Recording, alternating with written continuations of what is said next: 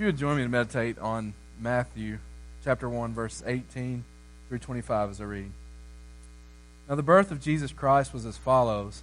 After his mother Mary was betrothed to Joseph, before they came together, she was found with child of the Holy Spirit. Then Joseph, her husband, being a just man, and not wanting to make her a public example, was minded to put her away secretly. But while she thought about these things, behold, an angel of the Lord appeared to him in a dream, saying, Joseph, son of David, do not be afraid to take you, Mary, your wife. For that which is conceived in her is of the Holy Spirit. And she will bring forth a son, and you shall call his name Jesus. For he will save his people from their sins. So all this was done that it might be fulfilled which was spoken by the Lord through the prophet, saying, Behold, the virgin shall be with child and bear a son, and they shall call his name Emmanuel, which is translated, God with us. Then Joseph, being aroused from sleep, did as the angel of the Lord commanded him, and took him his wife, and did not know her until she had brought forth her firstborn son, and he called his name Jesus.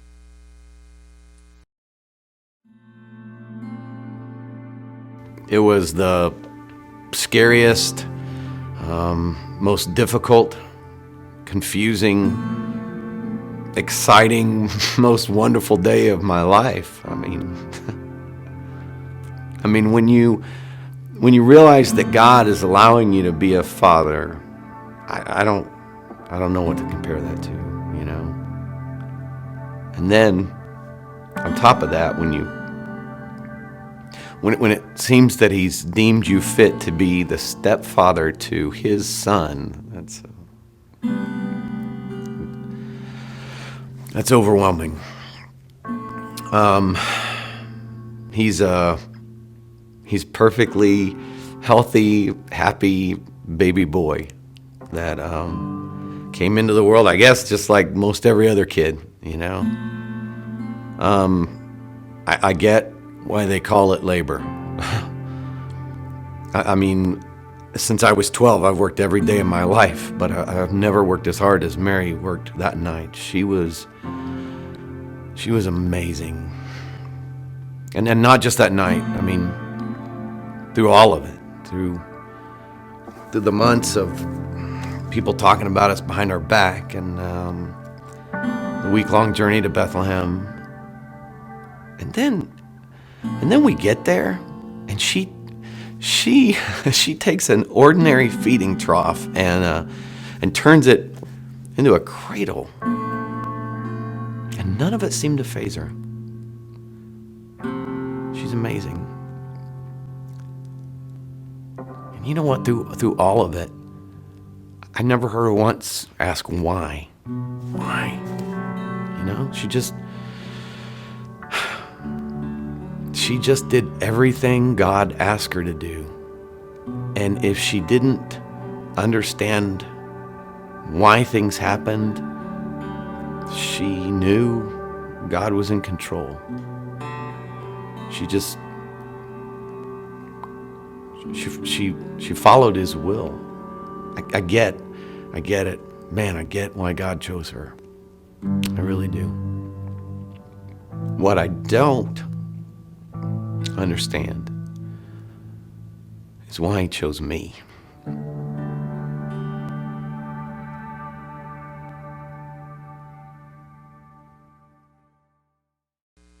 So there are times in life where we like to be chosen for stuff.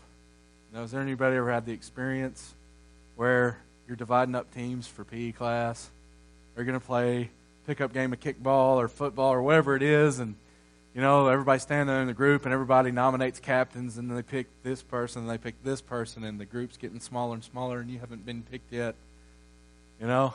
And you're like, hey, why not me? You know, what's wrong with me? How come nobody wants to pick me? But then there's times in we read about the story of Joseph, we read about stuff in the Old Testament, and we think, man, I'm glad that wasn't me. I'm glad somebody else got picked for that job, you know? I look at special forces people and think about that. It's like, now, how do they pick the guy that's the first one that kicks the door down? You know? There's not a lot of people standing in a group saying, pick me. I'm glad there are people that are brave. We got military people that are here that went and served our country.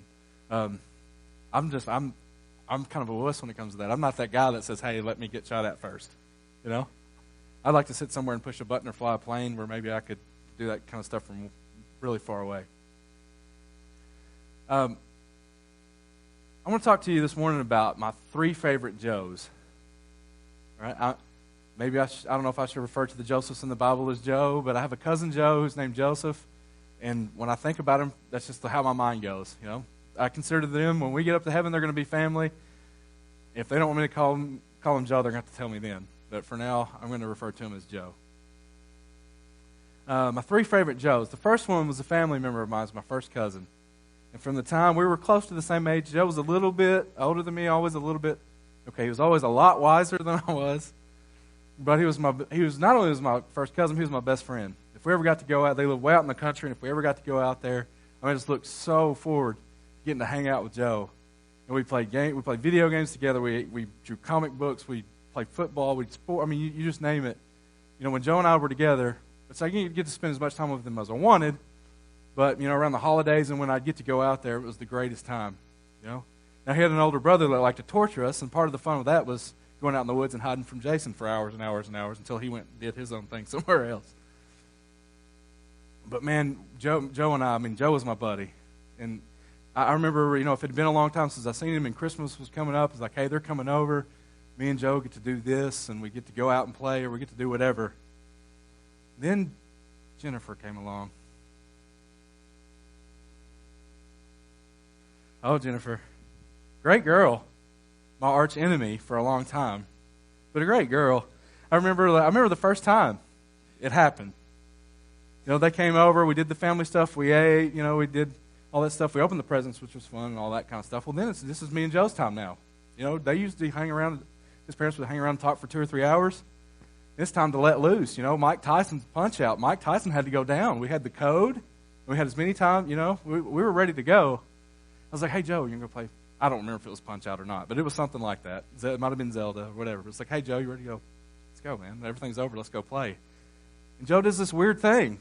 He turns around and looks at Jennifer, and there's this little quiet conversation going on. And there's noddings this way, and I was like, I wonder what they're discussing. He's like, hey, man, not right now. Okay. So as years went on, as we got older, you know, we'd go to spring break together. I was like, Joe, let's go chase girls. What do you think Joe said? I couldn't believe it. Now that I think back and the way all my other friends were, it was like, no, and maybe you shouldn't either. You know, he was always the wise, humble Joe that would try to talk me out of doing something stupid, but he rarely ever accomplished that. But Joe stuck by his girl. I'm glad he did, you know. I mean, he's got a family now. They're a beautiful family. And Joe, not only did he stick by his girl, Joe was always, in my eyes, you know, we all have those examples where you think back growing up, like somebody your age that was always just seemed to be doing what God wanted him to do. But not really pushy about it. Joe was just true to what he believed. And he never really talked about it a whole lot, but you could just see it in the way he lived it out. So since I don't know the other 2 Joes, I'm not doing these in ranking order, but my cousin Joe is my favorite Joe. You know, because he stuck to what he believed in, and he stuck by his girl. Now, we're going to go back to the Old Testament before we get to the Christmas story. I want to talk about a few other Joes. Now, this one is not a Joe, necessarily, but the Spanish word for Joe, which was my granddad's nickname for my cousin Joe, Jose, okay?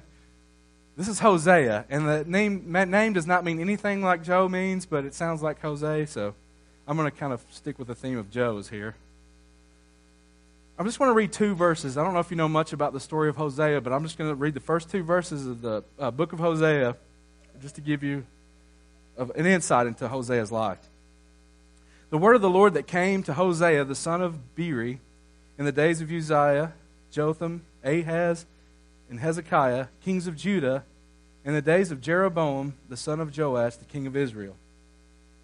When the Lord began to speak by Hosea, the Lord said to Hosea, go take yourself a wife of harlotry and children of harlotry, for the land has committed a great harlotry by departing from the Lord. If you're not familiar with the term harlotry, it just means it's been a prostitute. Okay, now let's take another look at this. The very first of verse 2, it said that when the Lord began to speak by Hosea.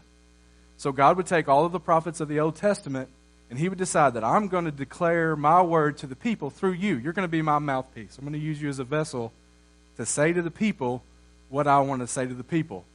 Okay, so first off, God is like, okay, Hosea, you're going to be a prophet. Here's the first thing I want you to do. Go to the brothel and find yourself a wife.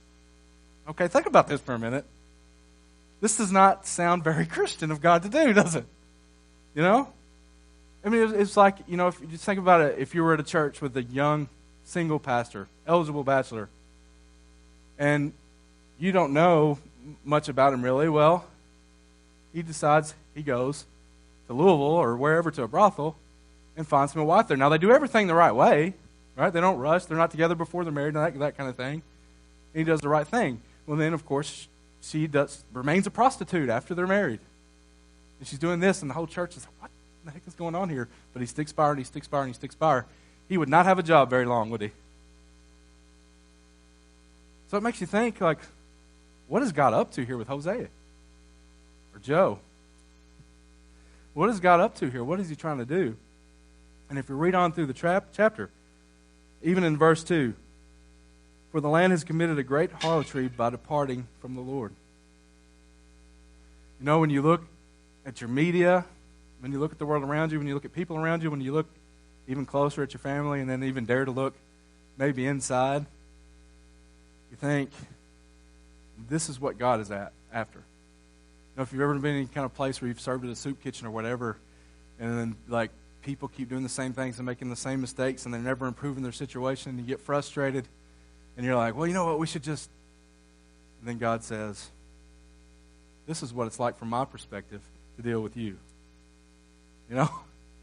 There's two things you learn. There's two things in life you become, and then after you become them, you learn how to do them. I would say the third one's probably a prophet, but in my experience, being dad and being father, father and being husband are those two things. And ladies, you know this. We have no idea what we're doing, do we? When we first started, I had no idea how to be a husband. I got some advice, but I became a husband, and then I started learning how to be a husband. Same thing with children. I become a dad, and I start learning how to be a dad. You know, and then I don't know how many times I'll say, you know, clean your room, or you're supposed to be doing this. I shouldn't have to tell you over and over and over and over to do this. And I get so frustrated. I'm like, God, why won't they behave? And God said, why won't you behave? And we're right back there. So God gives us Hosea, and he wanted Hosea to be able to see from his perspective what it's like dealing with us from his side of things.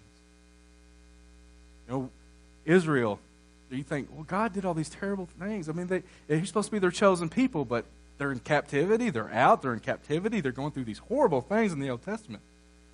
But the whole time, God is all he's trying to do is say, come on, just listen to me. Just love me. Just do what I say, and I promise you, if you will just wait and worship me and not go play the harlot with these other gods, that things will be good for you. My second favorite Joe, I could probably rank them and say my cousin Joe, Joe from the Old Testament, and Joe from the New Testament in that order. And I know it's not very Christmas of me to rank the Joe from the Christmas story as third.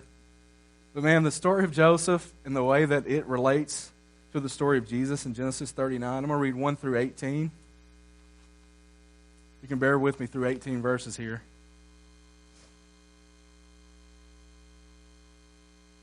Or just bear with me finding it. Okay, I'm going to start in verse 2. The Lord was with Joseph, and he was a successful man. And he was in the house of his master, the Egyptian. And his master saw that the Lord was with him, and that the Lord made all he did to prosper in the land. So Joseph found favor in his sight and served him. Then he made him overseer of his house, and all that he had put under his authority. So it was from the time that he had made him overseer of his house, and all that he had, that the Lord blessed the Egyptian's house for Joseph's sake. And the blessing of the Lord was on all that he had in the house and in the field. Thus he left all that he had in Joseph's hand, and he did not know what he had except for the bread which he ate. Now Joseph was handsome in form and in appearance. Okay, Joseph had it going on. You know, he could have had any girl he wanted. And it came to pass that after these things, His master's wife cast longing eyes on Joseph. And she said, "Lie with me." But he refused and said to his master's wife, "Look, my master does not know who is with me in the house, and he has committed all these things into my hand. He trusts me. There's no one greater in this house than I, nor has he kept back anything from me but you, because you're his wife. How then can I do this great wickedness and sin against who? God." So it was, as she spoke to Joseph day by day, that he did not heed to her. So she kept at this for a long time, or to be with her. But it happened about this time that Joseph went into the house to do his work, and none of the men whose house was inside. And she caught him by his garment, saying, "Lie with me." But he left his garment in her hand and fled and ran outside. And so it was, when he saw that he had left his garment in her hand and fled outside, she called to the men of her house and spoke to them, saying, "See, he's brought in to us a Hebrew to mock us. He came in here to lie with me, and I cried out with a loud voice. And it happened, when he heard that I lifted my voice and cried out, that he left his garment with me and fled and went outside. So she kept his garment with her until his master came home. Then she spoke to him with words like these, saying, "The Hebrew servant who you brought to us came in to me to mock me. So it happened, as I lifted my voice and cried out, that he left his garment with me and fled outside." So she even had evidence. Now, Joseph gets thrown into prison for this. And you think, he did the right thing, God. He's doing everything right, but yet it lands him in prison, where he had a couple of dreams, right? And those dreams he ended up interpreting those for the Pharaoh, and then he goes from being master of this person's house to a master of the most powerful kingdom. You know, all of his things were committed to him. All of Pharaoh trusted him with everything. He made every decision, and Pharaoh was just kind of the figurehead. He was just there because people thought he was a god. But Joseph actually did all the leading. Now, this is a Hebrew boy, because he was faithful to God. It didn't look like it was going to work out that way at first. I can't imagine what being thrown into prison in a place like that would have been. Thinking, they can just come and execute me whenever they want. That's actually what one of the prophecies was about. One of the servants got executed, and Joseph prophesied that to him. But you got to think, you get in that situation, it's like, God, I've followed you, I've done all this, why me? But we don't look at it, and we don't think, hey, why not me? Right? Who wants to go through what Jesus went through on the cross? I'm not raising my hand. I'm so thankful he went through that for me, and that he didn't have to, and he did it anyway. And even Jesus, in a way that we can identify with him, said, "Hey, look, I'm going to do this if it's your will. But if there's some other way, I'm cool with that. I just want you to know. I'm just throwing that out there. But if it's your will, no matter what it costs me, I'll do it, because I believe that something better is coming. It's worth the wait." God and what he's got prepared for us, what he's got in store for us, is worth the wait. Now let's move on to Joseph in the New Testament. The Christmas story. I finally made it there. And I actually skipped the part where I invite our guests to stand up and sing your favorite Christmas carol. If you'll come back next week, I promise we'll give you the opportunity. That was a terrible joke, wasn't it? Sorry. Maybe just at the wrong time. Let's look at Matthew chapter 1, verses 18 through 25. Now the birth of Jesus was as follows. After his mother Mary was betrothed to Joseph, before they came together, she was found with child of the Holy Spirit. Then Joseph, being a just man and not wanting to make her a public example, was minded to put her away secretly. Now, I'm going to stop right there. Now, let's think about this now. Joseph has not encountered the angel yet. Mary is with a baby. Okay, we're all grown-ups. Joseph knows he didn't do it. But he had already made the decision, hey, I'm going to respect her, I'm going to honor her, I don't want her to be disgraced. He was still his girl. You think Joseph knew the story of Hosea? And knew what Hosea dealt with? It's like, hey, I don't know what happened, but I love her. She's precious enough to me where I'm going to try to do what I think is the right thing for her. but better news is coming. But while he thought about these things, can you imagine what he was thinking, guys? Right? Can you imagine the anger, the betrayal, the frustration that probably there's a chance, I don't know what's going on? Did she even try to explain it to him? You know? How would you explain that? Like, you know what I mean? If you just actually became pregnant that way, how do you explain that? It's never happened before. How do you explain that to somebody? But while he thought about these things, behold, an angel of the Lord appeared to him in a dream, saying, Joseph, son of David, do not be afraid. Number one command in the Bible, do not be afraid. Take to you Mary your wife, for that which is conceived in her is of the Holy Spirit, and she will bring forth a son, and you shall call his name Jesus. For he will save his people from their sins. So all this was done that it might be fulfilled, which was spoken by the Lord through the prophet, saying, Behold, the virgin shall be with child, and shall bear a son, and they shall call his name Emmanuel, which is translated, God with us. Amen. Hallelujah. Right, church? Then Joseph, being aroused from sleep, did as the angel of the Lord commanded him, and took to him his wife, and did not know her. Okay, now look, let's just be straightforward, guys. This is the part where I say, why me? Okay? And he did not know her till she had brought forth her firstborn son, and called his name Jesus. Now, we as a church, we've made a whole mess out of the waiting for marriage deal. We can just be honest. Right? We're so worried about what the secular world's doing with marriage and sexuality. We've blown it really bad on this one. Joseph was being true, and listen to this. He took her as wife and then waited. Come on. This is where I'm saying why me. I'm just being honest. Joseph was true and waited past that, however long, for months. Because what God had in store for him was better. That bringing up, being the stepfather of the Son of God was more important. I'm still trying to figure out this whole dad thing, but I don't know how theologically in depth Joseph was thinking about, well, it's God's son, so I really can't mess this up. Or was he thinking, oh my goodness, if this turns out wrong, this is on me. This is the guy that's going to save the entire world. And I'm raising him. This is his first shot. I tell my oldest daughter all the time, honey, I'm sorry, me and your mom had no idea what we were doing. We had practice when we had Cameron. I know it looks like we might, but we just, whatever happens in your life, I'm sorry, it's my fault. We just didn't know what we were doing. I don't say that to her, actually. I hope she doesn't listen to this online or anything when she's older. But Joseph had every reason to leave Mary. He knew all the stories of Joseph and Hosea. But Joe stuck by his girl because he knew that God had something better in store.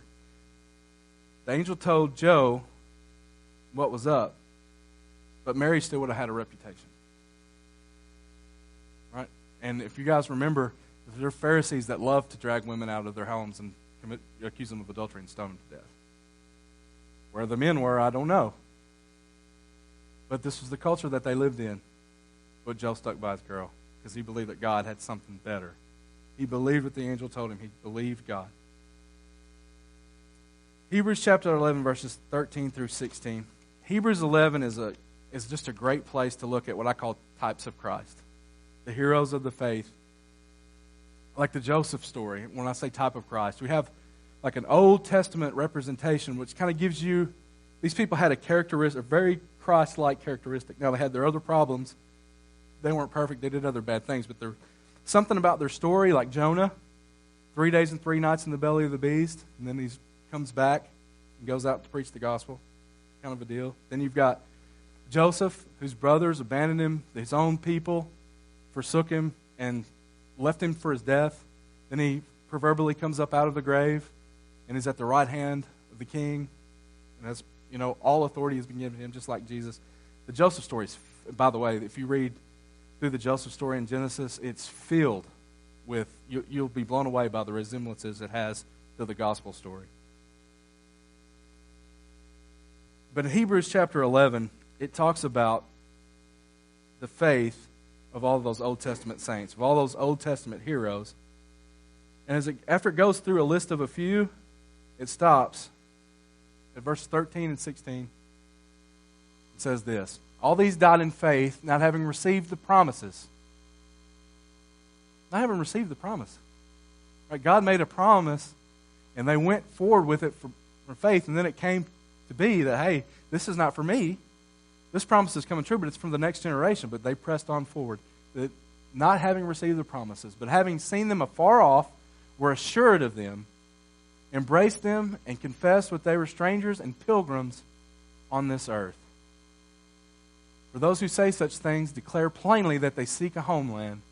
And truly, if they had called to mind that country from which they had come out, they would have had opportunity to return. But now they desire a better, that is a heavenly country.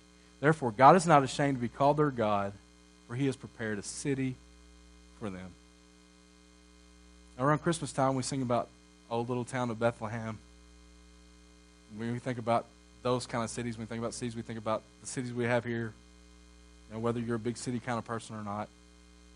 Lewisport's a little too big for me. That's just kind of the mold I'm cut out of. But it's really about that city. You know, the Jesus that came to save us. Joe's stepson. The stepson that would have been in everybody's eyes of a carpenter came to save the world from our sin. Came to save you and me for our sin. And not only that, he rose from the grave, which is actually, as far as just outside the Bible evidence, it's the easiest thing to prove about the whole Bible.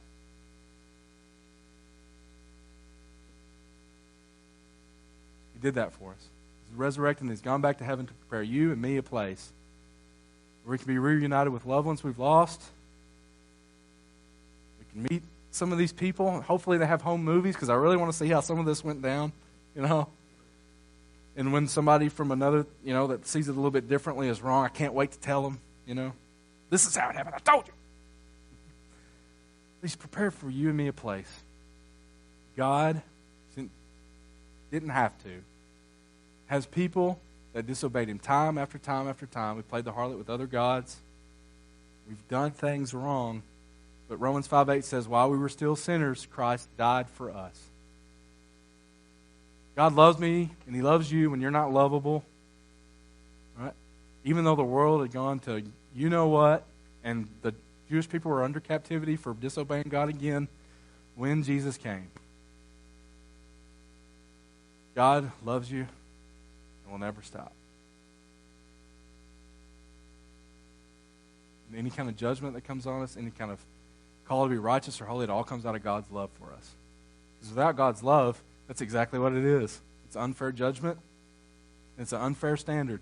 But with God's love, it's the greatest story ever told.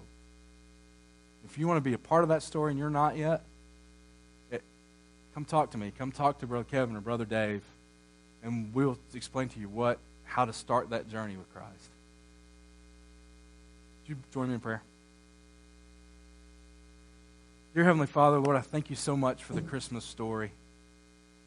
And Lord, I just would ask you to forgive me personally when I get caught up in the gift wrapping and the Christmas tree and all the things that kind of culturally surround a Christmas, and I lose sight of what really is important.